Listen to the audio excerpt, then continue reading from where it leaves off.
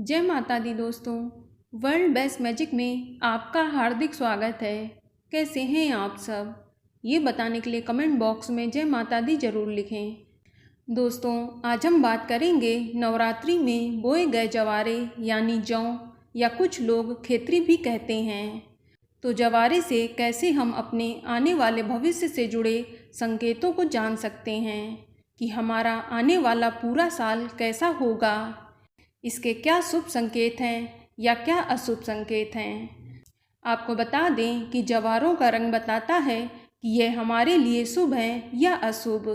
अगर जौ का रंग शुभ संकेत देगा तो वह बहुत ही अच्छा होता है, लेकिन अगर जौ का रंग अशुभ संकेत दे तो आपको क्या उपाय करना चाहिए जिससे कि आपको भविष्य में किसी भी तरह की समस्या का सामना ना करना पड़े। तो इसलिए लास्ट तक इस वीडियो को ज़रूर देखें। और इसके अलावा हम बात करेंगे कि नवरात्रि समाप्त होने के बाद आपको जवारों का विसर्जन किस तरह करना चाहिए।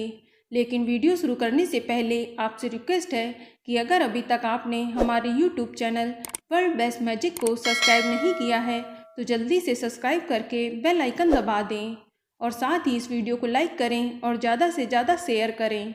तो आइए शुरू करते हैं। दोस्तों, नवरात्र के प्रथम दिन कलश स्थापना करके जवारे बोए जाते हैं और इसी के साथ 9 दिन के नवरात्रों में देवी भक्त पूरे विधि विधान से माँ दुर्गा की आराधना करते हैं। आपको बता दें कि नवरात्रि में जौ बोने के बहुत से लाभ होते हैं, इसीलिए नवरात्रि पूजा में 9 दिन जौ को पानी दिया जाता है और इन 9 दिनों में रोजाना जवारे बढ़ते जाते हैं। और अष्टमी या नवमी को नवरात्रि पूजा के समापन के बाद जवारों का विसर्जन किया जाता है।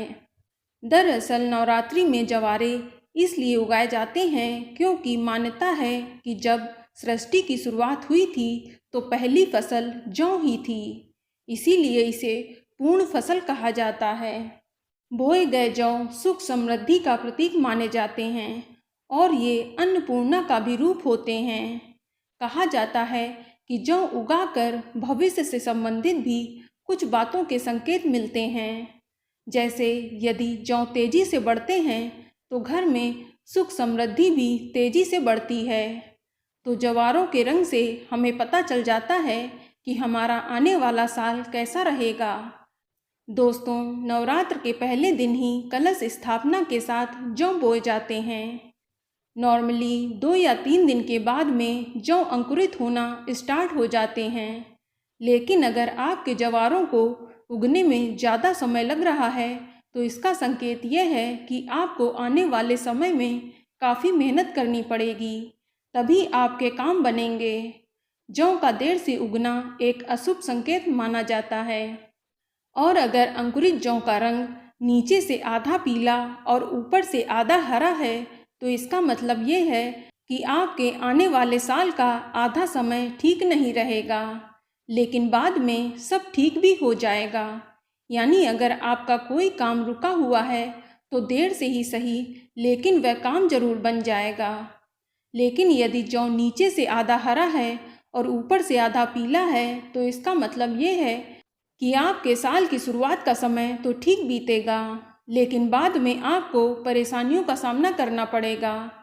और अगर जौ सफ़ेद या हरे रंग का उग रहा है तो यह अत्यंत ही शुभ संकेत है। अगर ऐसा है तो मान लीजिए कि आपकी पूजा सफल हो गई और आने वाला पूरा साल आपके घर में खुशहाली बनी रहेगी, धन आगमन के रास्ते खुलेंगे, माँ लक्ष्मी का प्रवेश भी आपके घर में होने वाला है और माँ भगवती की कृपा से आपके घर में सुख शांति भी बनी रहेगी। और पीले या सफ़ेद रंग में उगने वाले जौ आने वाले समय में खुशियों की दस्तक देते हैं, इसे भी शुभ संकेत मानते हैं। लेकिन अगर जौ सूखी और पीली होकर झड़ने लगे या मुरझा जाए तो यह अशुभ संकेत होती है। ऐसे में आप माँ दुर्गा से अपने कष्टों और परेशानियों को दूर करने के लिए प्रार्थना जरूर करें। दोस्तों, जौ अगर 9 दिन तक हरे भरे रूप में फसल की तरह बढ़ जाए तो ये बेहद शुभ होता है। इससे आपकी पूजा सिद्ध हुई और माता रानी की कृपा से घर में सुख समृद्धि बनी रहेगी। चलिए अब जानते हैं कि अगर आपके जवारे अशुभ संकेत दे रहे हैं तो क्या उपाय करके आप आने वाली परेशानियों को टाल सकते हैं।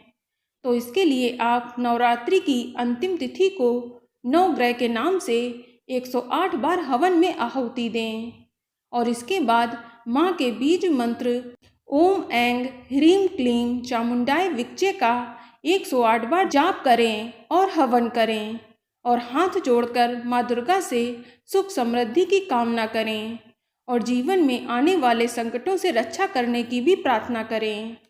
इसके बाद हवन समाप्त होने के बाद आप माता की आरती करें और हवन की जो विभूति यानी कि भस्म है उसे रोज आप तिलक करें और अपने पास रख लें।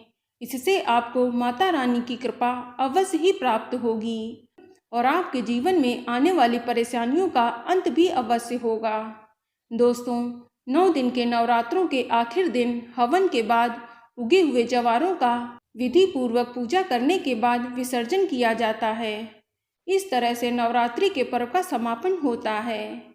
चलिए अब जानते हैं कि आखिर जवारों का विसर्जन किस प्रकार करें। तो सबसे पहले आप इस दिन प्रातःकाल उठकर स्नान आदि करके माँ भगवती की विधिवत पूजा अर्चना करें।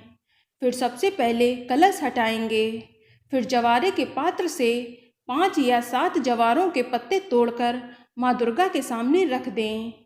फिर थोड़ी देर बाद आप इन जवारों की पत्ती को उठाकर अपने धन स्थान या तिजोरी में रख लें। इससे आपका घर सदैव धन धान्य से भरा रहेगा और बचे हुए ज्वारों को पीपल या बरगद के पेड़ के नीचे रख दें या आप बहते हुए जल में भी विसर्जित कर सकते हैं। तो दोस्तों, ये जानकारी आपको अच्छी लगी तो कमेंट में जय माता दी जरूर लिखें और अगर आपका कोई सवाल हो तो उसे कमेंट बॉक्स में अवश्य पूछ लें और इस वीडियो को लाइक करें, शेयर करें और साथ ही साथ चैनल को सब्सक्राइब करें। धन्यवाद।